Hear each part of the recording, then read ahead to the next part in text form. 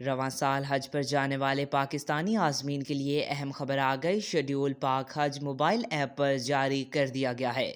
تفصیلات کے مطابق ترجمان وزارت مذہبی امور کی جانب سے بیان میں کہا گیا ہے کہ محدود نشستوں پر سرکاری حج کے لیے 84,620 درخواستیں وصول ہو گئی ہیں۔ تعداد مکمل ہونے پر درخواستوں کی وصولی روکنے کا اعلان کیا جائے گا۔ ترجمان کا کہنا تھا کہ مناسک حج کی لازمی تربیت کا شیڈول پاک حج ایپ پر جاری کر دیا ہے۔ کل سے حج تربیتی نشستوں کا آغاز کیا جائے گا۔ ترجمان نے بتایا کہ عازمین حج کو کم از کم 2 سیشنز میں تربیت حاصل کرنا لازمی ہے۔ سمندر پار پاکستانی حج پرواز سے قبل حاجی کیمپ سے تربیت حاصل کریں گے۔ ترجمان کے مطابق عازمین حج اپنی نزدیکی تحصیل میں حج تربیت میں شامل ہوں گے۔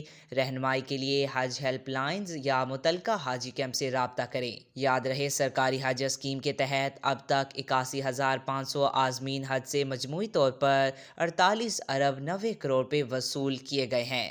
آج تک کے لیے اتنا ہی۔ مزید ایسی معلوماتی ویڈیو دیکھنے کے لیے ہمارے چینل کو سبسکرائب کریں۔